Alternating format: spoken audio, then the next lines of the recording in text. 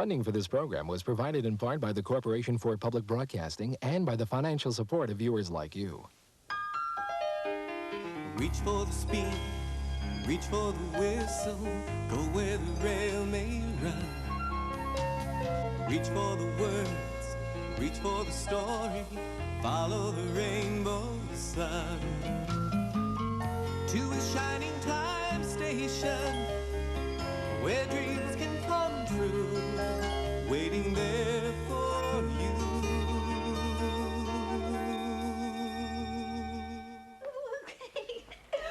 Wait. Let me just check one more time. I got 1, 2, 3 bags. I got my ticket. Come on, Stacy. You're going to miss your train if you don't hurry. You're really excited. Oh, I'm always excited when I go visit my sister, Tracy. We always have so much fun, and we've been planning this for so long. There's your train. Right here. Right on time. Come on. Nothing else to do except... Paddington Station, Billy speaking. Oh, hello, Mr. King. Oh, yeah, she's right here. Mr. J.B. King, Esquire, superintendent of the railroad, probably wants to wish you happy travels. Stacy Jones speaking. Hello, Mr. King. Yes, sir. Oh, I see there's a problem, and all the trains have been rerouted through Snarleyville. Come on, let's put Stacy's bags on the train. I'd hold that thought, Becky. There may be trouble. Oh, yes, sir. I understand. Sure. Absolutely, sir. Yes. Goodbye. Come on, Aunt Stacy. You better hurry before the train leaves. Well, you better leave my bags right there. You mean you're going without your suitcases? Yeah, how are you gonna brush your teeth? Oh, well, I'm not going at all. What? Yeah. There's a problem up in Snarleyville, and all the trains have been rerouted, and I have to make up a new train schedule. Can't you do that when you come back? Well, if Stacy doesn't make up the new train schedules, there could be an accident on the railroad. Yes, Billy's right. It's my responsibility, so come on, I better unpack and get to work. Poor Stacy. What a shift. Man, I gotta agree. That is some raw deal. You okay, Rex? Just a little emotional, Tex. Nothing worse than being hogtied when all you want to do is see your kin.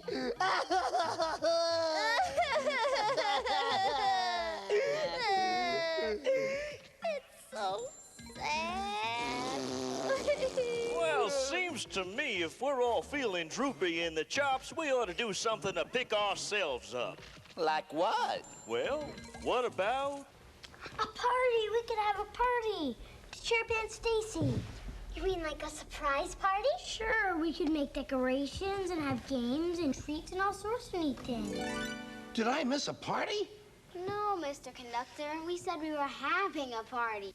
Well, that's different. I'd hate to have been to a party I missed, especially since I was just invited to another party. Is that why you have a balloon? That's right. This balloon will help me play leapfrog with all the frogs at Lucy's Leap. You mean you're going to play leapfrog with real frogs? Yes. And I'm sure we'll have a leaping good time. Of course, you have to be an expert to work the balloon. And I may not be an expert. Mr. Conductor, are you all right? Oh, yes. Just a little winded. I've heard of being taken for a ride, but that's ridiculous. Now, what were we talking about? We were going to tell you about the surprise party for Aunt Stacy. She's sad because she didn't get to go on her vacation. Oh, that's not good. But what is good is that she has friends like you to help her when she's feeling sad. It's like that time with Thomas and James and the breakdown train. Can you tell us what happened? You know, I have just enough time before my leapfrog party. Here we go. Every day, Sir Topham Hatt came to the station to catch his train. "Hello," he always said to Thomas. "Don't let the silly freight cars tease you. Remember, you have an important job as a special helper in the train yard."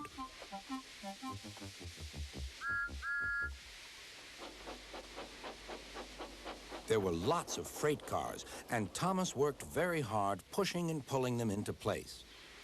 There was also a small coach and two strange things his driver called cranes. "That's the breakdown train," he told Thomas. "The cranes are for lifting heavy things like engines and coaches and freight cars." One day, Thomas was in the yard. Suddenly, he heard an engine whistling. Help! Help! A freight train came rushing through much too fast. The engine was James, and he was frightened. His brake blocks were on fire. They're pushing me! They're pushing me! He panted. On! Laughed the freight cars, still whistling, help! Help! Poor James disappeared. I'd like to teach those freight cars a lesson, said Thomas the tank engine. Soon came the alarm. James is off the line, the breakdown train, quickly! Thomas was coupled on, and off they went.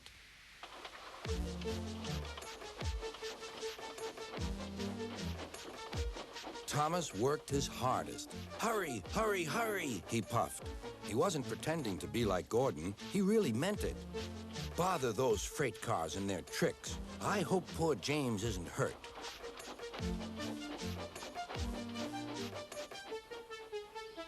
James's driver and firemen were feeling him all over to see if he was hurt.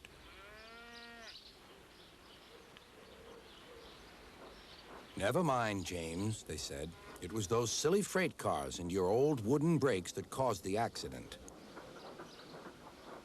Thomas pushed the breakdown train alongside. Then he pulled away the unhurt freight cars. Oh dear, they groaned. Serves you right, puffed Thomas. He was hard at work, puffing backwards and forwards all afternoon. This'll teach you a lesson, this'll teach you a lesson, he told the freight cars. And they answered, yes, it will, yes, it will. They left the broken cars, then with 2 cranes, they put James back on the rails.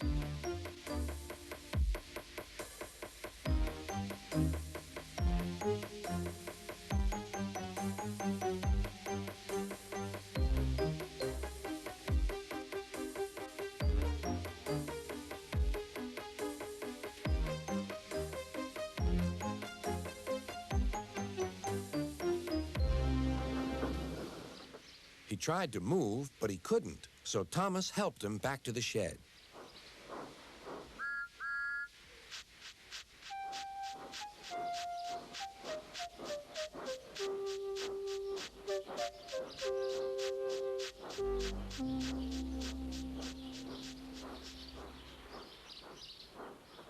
Sir Topham Hatt was waiting anxiously for them.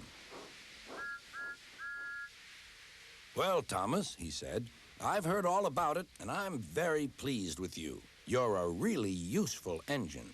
James shall have some proper brakes and a new coat of paint, and you shall have a branch line all to yourself. Oh, thank you, sir, said Thomas. Now Thomas is as happy as can be. He has a branch line and 2 coaches called Annie and Clarabelle. He puffs proudly backwards and forwards with them all day.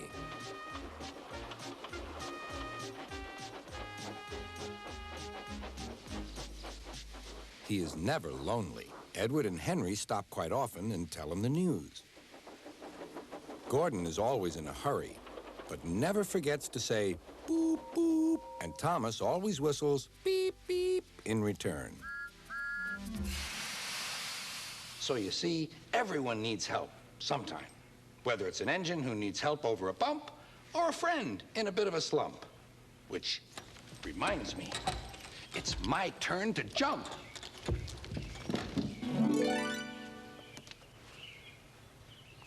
Mr. Conductor's right. Let's make this the best party Stacy's ever had. You know, maybe we could even buy her a present. I have some money. Me too. Well, hey, what do we say today? Hi, Ginny! Hi. I didn't know you were coming today, Ginny. Well, I didn't know I was coming myself till I woke up this morning, and I said, throw me in the dog dish. Isn't this the day that Stacy goes on her vacation? And I answered myself, it sure is, Ginny. You best get down there and see how the kids are getting on. And Stacy had to stay here and work out the new train schedule. Yeah, otherwise all the trains will start smashing into each other. Ooh, that sounds like an apple with a mighty big worm inside. Yeah, but we have a way to cheer her up. Oh? What? Come here, Ginny. A surprise party! A surprise surprise party? Well, patch me like a tire if I haven't got the very thing for refreshments. Fudge! Homemade fudge from the farm. And say, haven't I got a couple of big jugs of cider at home? I sure do. Think we could use them? With fudge and cider, all we need to do is make the decorations and buy Stacy's present. Well, then why don't you help me get the cider, and then we'll all bump our way over to Barton Winslow's store to see what he's got. I'll stay here until you come back from Dinny's and start on the decorations. That's teamwork, Becky. Dan, Kara, come on. You help me load the cider. Boy, this is going to be the best party ever. Hey, Miss Stacy Jones, the ticket booth, the schemers would like to see. What? Miss Stacy Jones, I need to know whether an important package has arrived for me yet. Oh, no, nothing has arrived yet, Schemer. All the trains have been rerouted. It'll be quite a while. Whoa. Hey, this is an important package, and it's a secret. Oh. Oh. I bet you want to know what it is, don't you? Oh, not really, Schemer. Yes, you do. And I'm not going to tell you no matter how much money you give me. Schemer, I am very, very busy. Geez, you don't have to yell. Just trying to have some fun.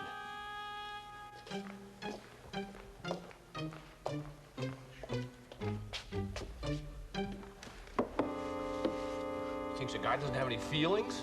What's the matter, Schemer? Well, Miss Jones just yelled at me with malicious contempt. Oh, she's sad because she couldn't go on her vacation. So what? So what? She hurt my feelings. Hey, what do you got there? That fudge? Oh, great. You know what I'll do? I'll have some fudge, and that'll make me feel a whole lot better. But that's for the party we're giving Stacy. Give it back. Now, Becky, don't you want me to feel better? Well, maybe one piece. Oh, hey, I feel better already, thanks. Hey, you know what always makes me feel really great when I'm feeling sad? Spending money. Yeah, great idea. Come on, Becky, let's go spend some money. Come on, come on, yeah. Oh, there's the jukebox right there. Make Schemer feel better. Gee, I don't know. I don't want to spend all this money. Becky, you're not spending all the money. You're spending 1 nickel at a time. I mean, what's a nickel? It's barely 5 cents. But this is the money for Stacy's party. Stacy this, Stacy that. What about Schemer? What about me and my feelings? I'm sad. I want to hear some music. I wish I could hear some music so I could feel better. Hey, Schemer. I said okay. Okay.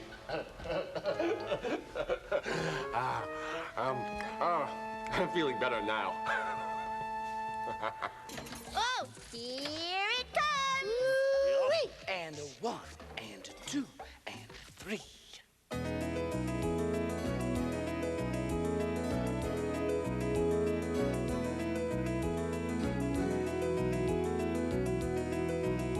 Did you ever hear tell of sweet Betsy from Pike, who crossed the high mountains with her lover Ike, with 2 yoke of cattle and an old yeller dog, a tall Shanghai rooster and 1 spotted hog? Sing to rely-o, rely-o, rely-o.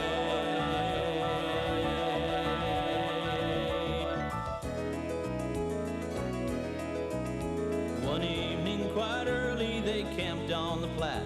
'Twas near by the road on a green shady flat, where Betsy, quite tired, lay down to repose, while with wonder I gazed on his Pike County rose.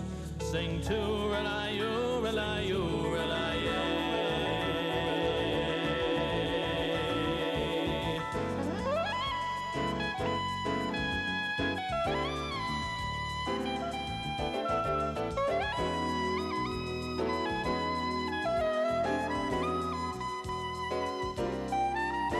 Did you ever hear tell of sweet Betsy from Pike, who crossed the high mountains with her lover Ike, with 2 yoke of cattle and an old yeller dog, a tall Shanghai rooster and 1 spotted hog? Sing to rely-o, rely-o, rely-o. Sing to rely-o, rely-o, rely-o.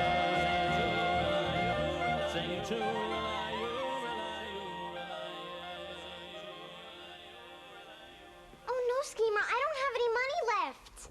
Oh, no, that's horrible. I'm truly sorry about that. But hey, those are the breaks, Becky. Listen, seriously, though, I want to thank you from the bottom of my heart for making me feel so much better. And I know that you feel better, too. And you know what? If my secret package comes today, today's going to be a perfect Schemer day. Think I'll celebrate with a piece of fudge. Oop, last one. Oh, well, here you go. Thanks so much. See ya.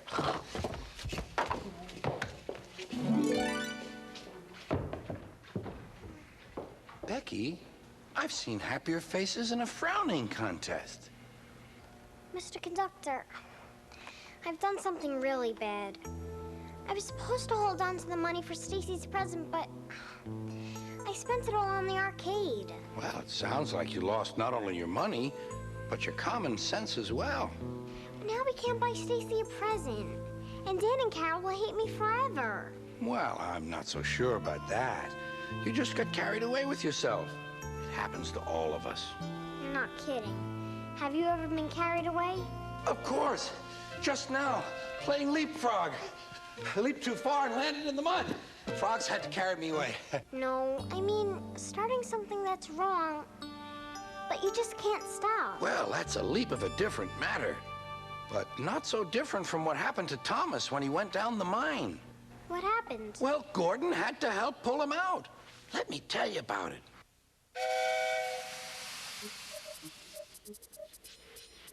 One day, Thomas was at the junction when Gordon shuffled in with some freight cars.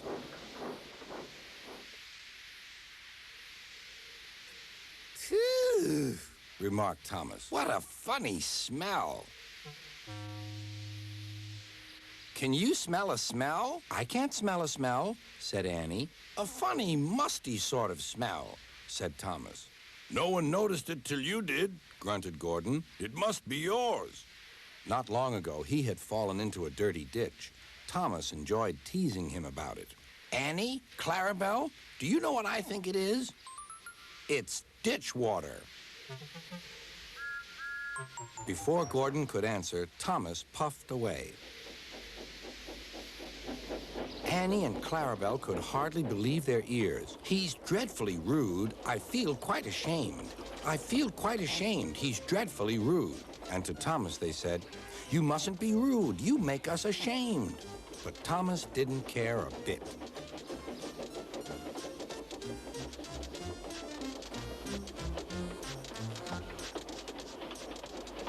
That was funny. That was funny, he chuckled. He felt very pleased with himself. Annie and Clarabelle were deeply shocked. They had great respect for Gordon, the big engine.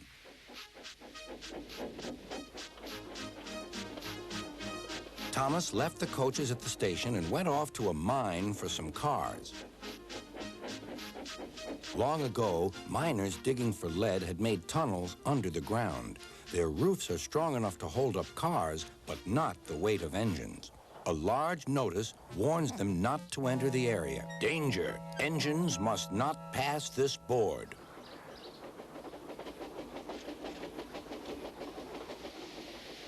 Silly old board, thought Thomas.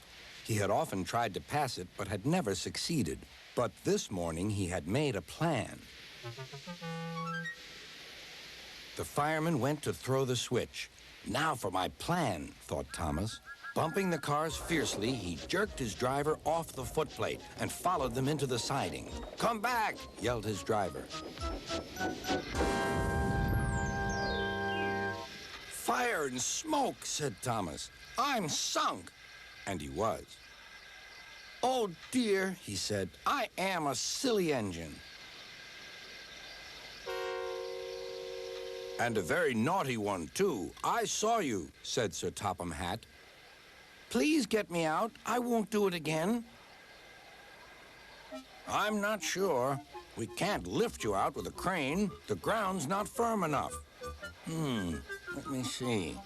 I wonder if Gordon could pull you out. Yes, sir, said Thomas, but he didn't want to meet Gordon just yet. Down a mine, is he? Laughed Gordon. What a joke.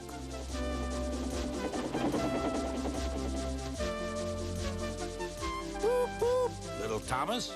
We'll have you out in a couple of puffs.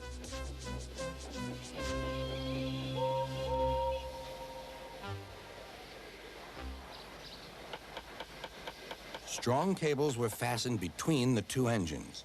Are you ready? Heave!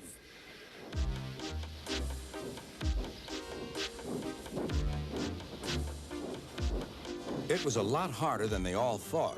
At last, Thomas was free. I'm sorry I was cheeky, said Thomas. That's all right, Thomas. You made me laugh, replied Gordon. I'm in disgrace. So am I, said Thomas. Why, so you are, Thomas. Shall we form an alliance? You help me and I'll help you. Right you are, agreed Thomas. Good, that's settled, rumbled Gordon. And buffer to buffer, the Allies puffed home.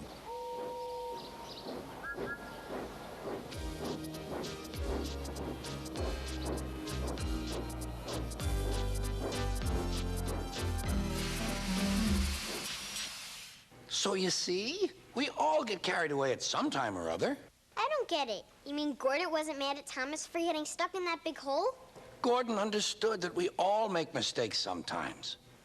I still think Dan and Carol will want to kill me. Maybe I could tell them there's a hole in my pocket. But that's just making a story out of whole cloth. I'm sure there's a way to work things out together. I know. You could use your magic and make me more money. You don't really want me to do that, do you? Want to bet? No.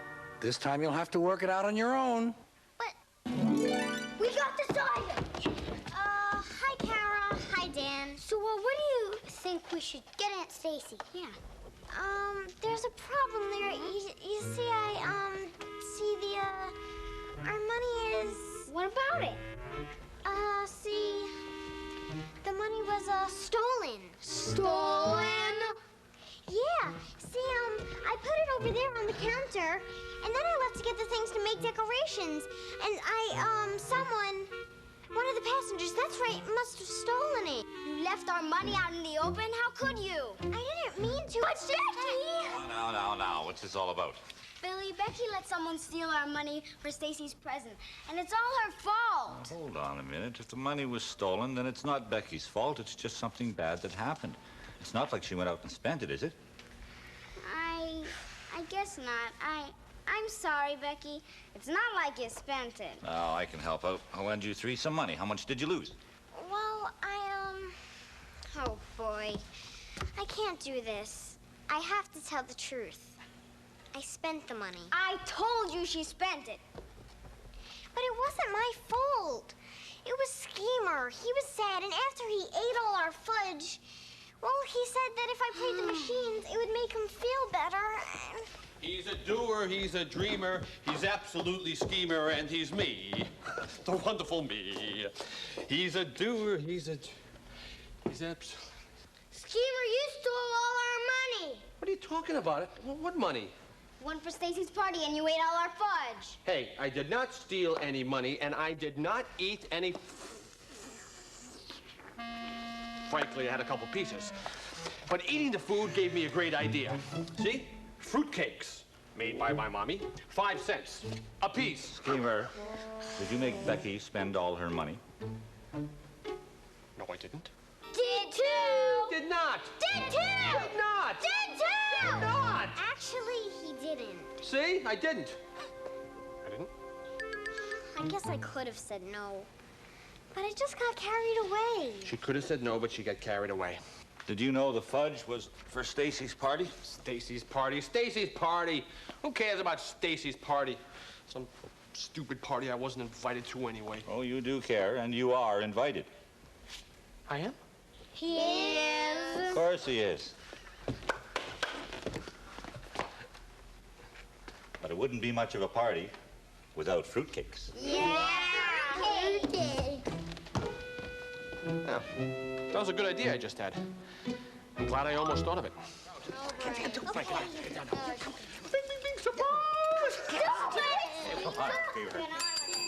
Miss Stacy George! Miss Stacy George! Schemer, what did I tell you? I'm very... Surprise! What We thought you were sad because you couldn't go see your sister. So we threw you a party. Yeah. Oh, isn't that wonderful? I just don't know what to say. Mail's in. Oh. I need your signature, Miss Jones. That must be my package.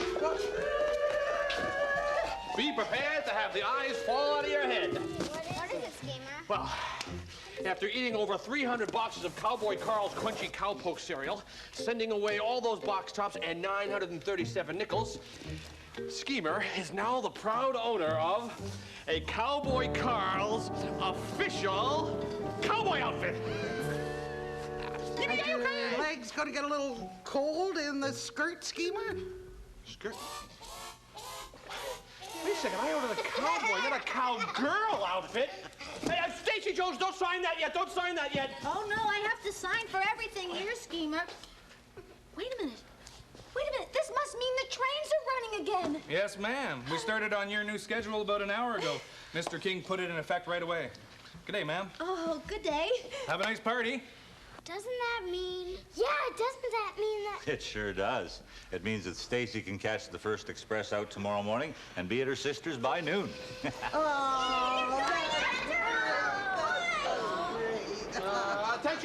Attention, everyone.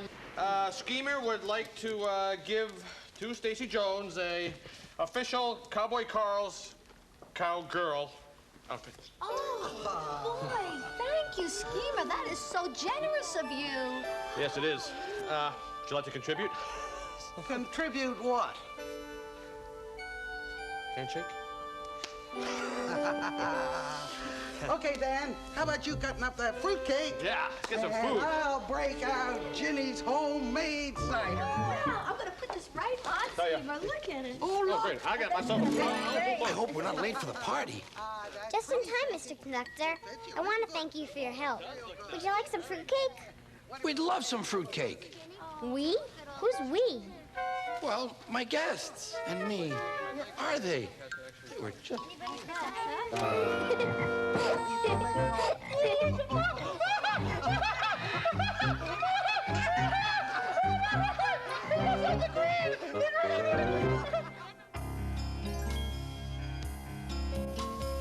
Reach for the speed, reach for the whistle, go where the rail may run.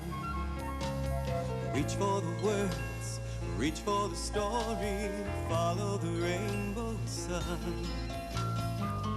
To a shining time station, where dreams can come true, waiting there for you. So much to see, so far to travel, so much to learn to know.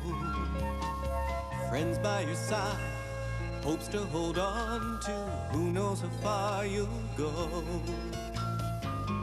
To a shining time station, where dreams can come true. Your own imagination waiting there for you. Funding for this program was provided in part by the Corporation for Public Broadcasting and by the financial support of viewers like you.